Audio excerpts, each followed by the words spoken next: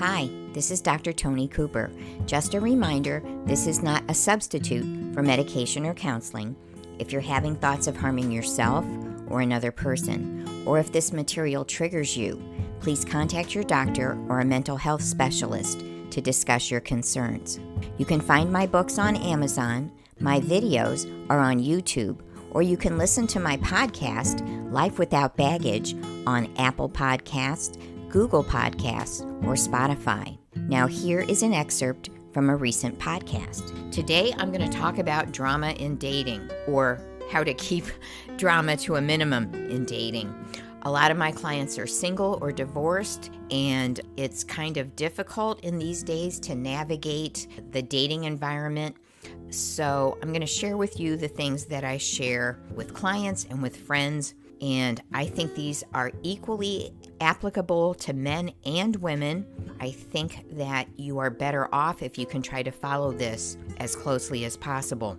So, a lot of my clients are recently divorced or separated. The experts recommend that you be divorced a full year before you consider dating. And there's a few reasons for that. One is people are usually, not always, but usually sort of a train wreck when a big relationship ends, whether it's a marriage ending or a long-term relationship.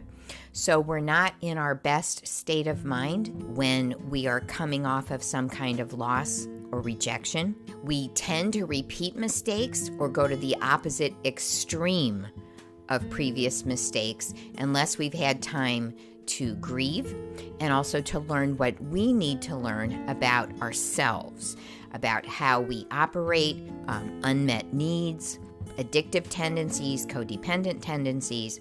So it's really important to be as healthy as you can in your own heart and mind before you start dating again. So I'm going to talk about before you start dating, it's a good idea to clarify your deal breakers and your must-haves.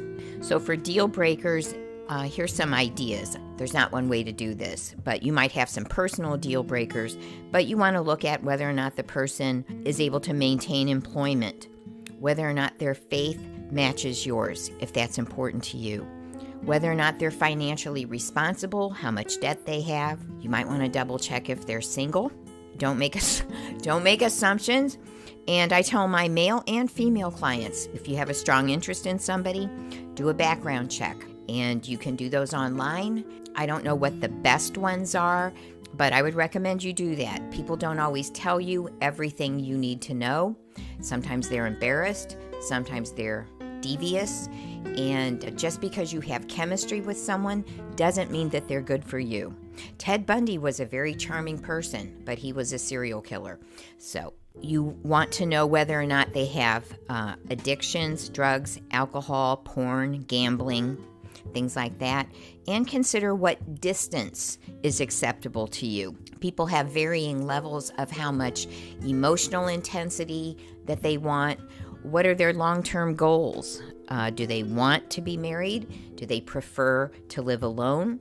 Do they want children? These are things that, depending on your age, are important to find out. So you don't want to be a private detective while you're with them, but you do want to find out as much as you can about their family background, their relationship history, a little at a time. And I tell people, don't dump the truck the very first time you meet someone. That is not a good sign if they do it, and you don't want to do that.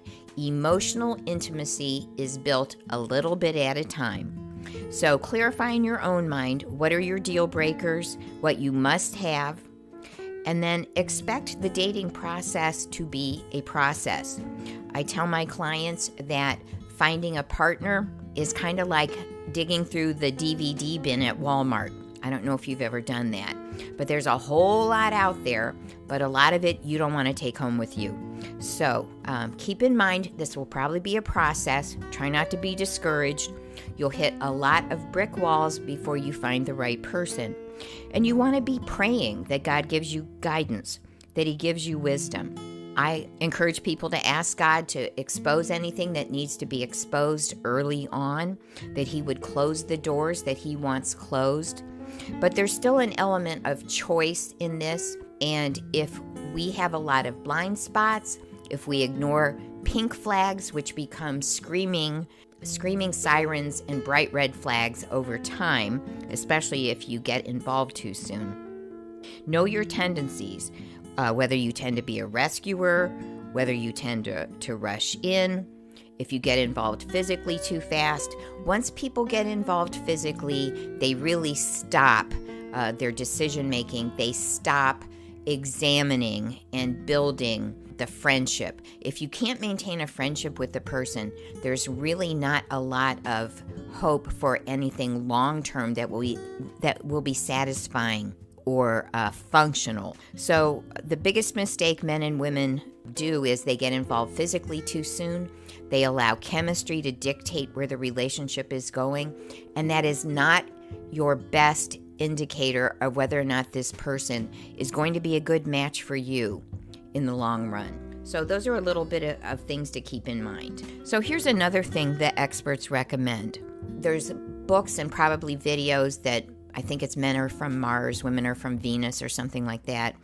Also, Henry Cloud has a book, How to Find a Date Worth Keeping, Safe People. There's a lot of books on codependency. Steve Harvey has a book called Think Like a Man, because men do not think the way we do. They do not approach relationships the way we do. I kind of warn people, men and women, when you go out on a date, you are bringing your A game if you have any sense at all. So women, they put on makeup, they wear their best foundational garments, they pick the clothes that are the most flattering. Men bring their best relational skills, their manners, their conversational and listening abilities. You bring your A game to the first few dates if you have any sense at all. So that's great if it goes well at first.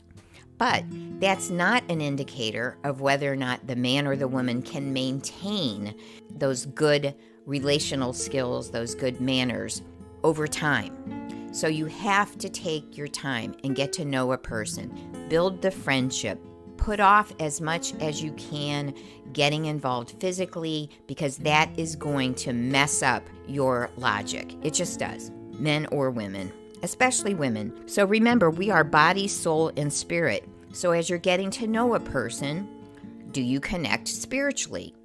Are you on the same wavelength spiritually? Can you connect with this person on an intellectual level? People do tend to pick partners that are about the same intelligence level and are about the same emotional health. So keep that in mind. And if you share a couple of interests or hobbies, you have a better, and that can be developed. But if you have a couple of common interests, that's going to help solidify a relationship over time. And also, are you emotionally connected? Is this person able to talk through deep subjects with you? Can they handle conflict? Are they reasonable? How do they treat other people?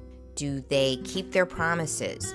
Are you able to connect with them, not just through activity? Men tend to connect through activity, but can you connect through sharing thoughts and feelings?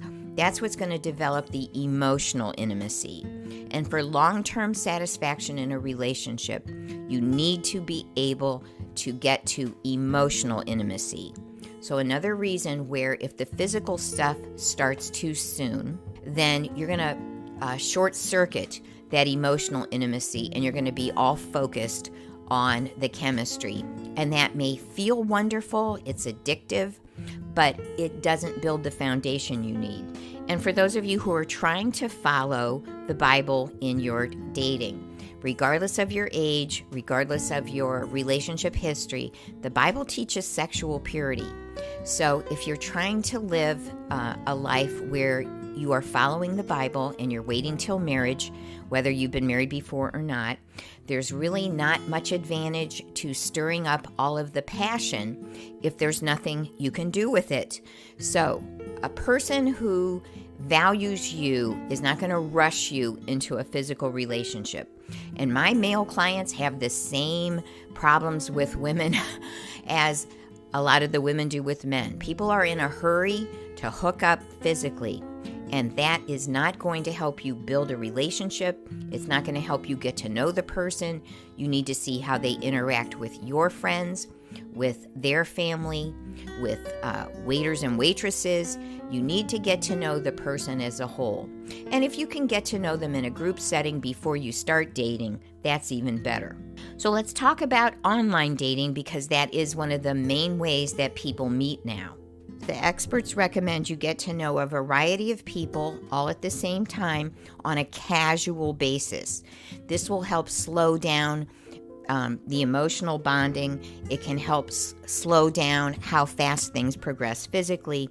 So if you can do that, get to know a variety of people on a very casual basis, you can kind of buy time. Assume that the other person is also talking to other people. If you are dating online, don't put too much personal information on. Enough to give them an overview.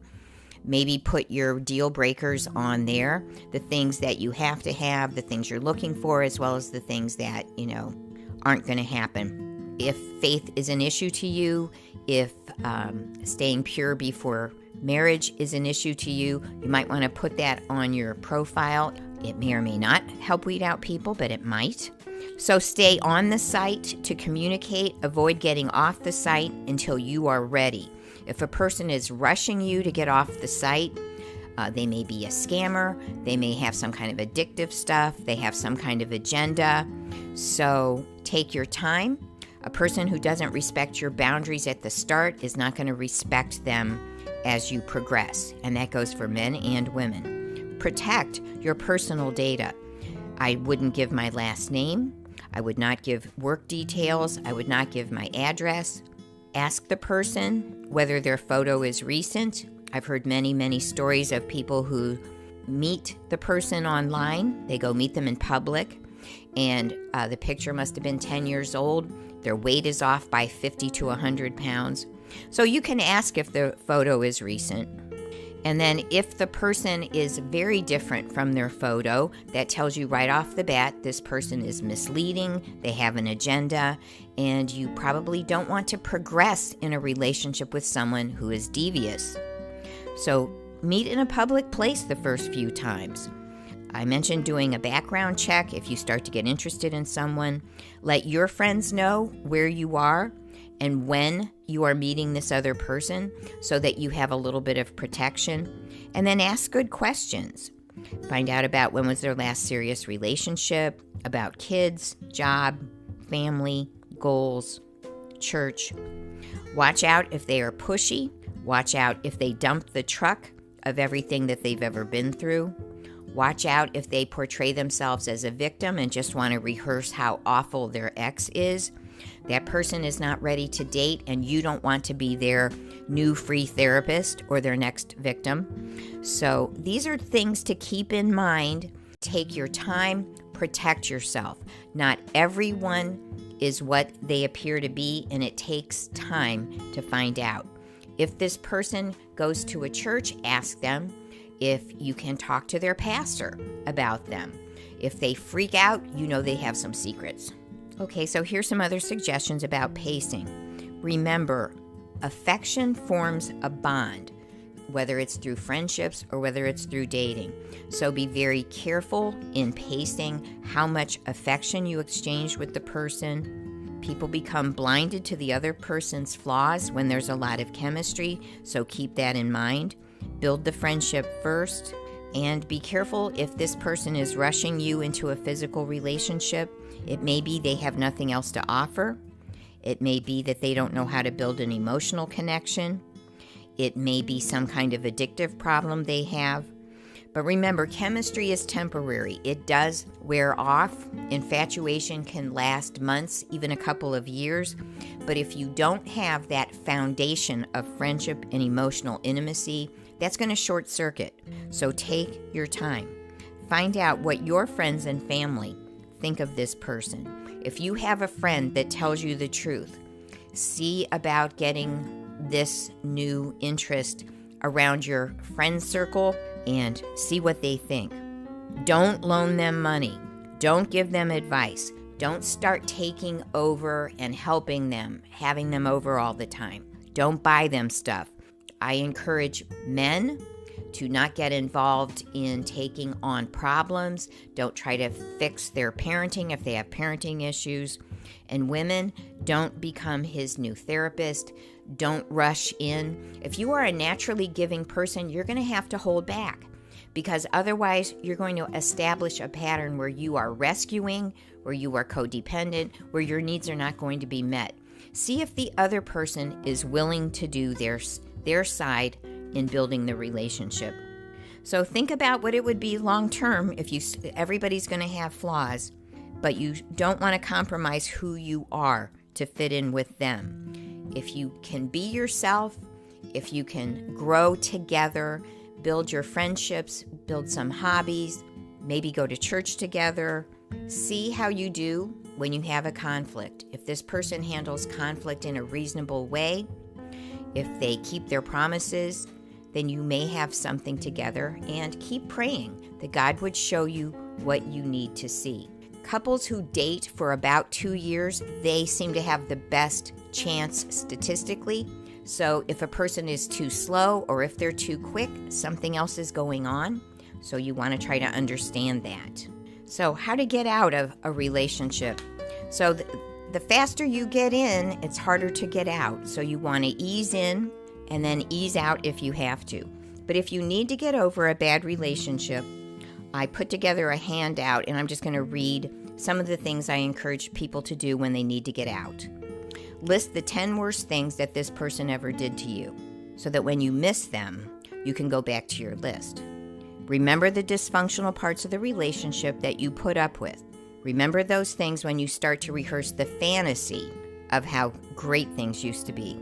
Dismantle the psychological pedestal that you created around them. Write a letter that you're not going to send, and rehearse that when you start to miss the person. Remember, it takes 3 to 6 months of regular contact before you can see what a person's real issues are. If the warning signs show up before 3 to 6 months, this person is not relationship material. Sex and chemistry are not the same as love. You can be very attracted to a person who is toxic or who is not good for you. Remember, sometimes we hold on to the endorphin rush that the person created. We may miss the attention, we may miss the high, rather than actually missing the person. And if you have problems with self-esteem, you're more likely to want to hold on to that rush, even if the person was toxic. You can get over anyone if you decide that you need to, but it takes time and it does hurt. People who lie or cheat rarely change. They do the same thing to the next person. Some people are not capable of truly loving and investing in another person. They only look out for themselves and they don't really bond. And that's why it's easy for some people to move on very quickly or be devious. So avoid calling, texting, or checking their social media. That's just going to reopen the wound. The more trouble this person caused you, the less time and energy that person is worth. As you are ready, get rid of the things that tie you to them, and you can pray to break soul ties. My video on Are You Trapped in a Vow might be helpful, or my video on How to Finally Forgive might be helpful. Learn what you can about yourself so that you pick safer people in the future. Read books like Boundaries by Henry Cloud or Safe People by Henry Cloud. So to wind up, I'm going to mention a couple of videos on my channel. Expectations in committed relationships might be useful. Healthy personal boundaries might be useful. The video Control Issues might be useful. I'm going to pray a blessing for you right now. So Lord, I pray for this person as they are looking for the partner that you have designed for them. May your spirit rest upon them, the spirit of extraordinary wisdom, your spirit of perfect understanding, your spirit of wise strategy, of mighty power, and of revelation, and the reverential awe of the Lord. So God bless you. We weren't designed to be single, but allow God to direct your steps.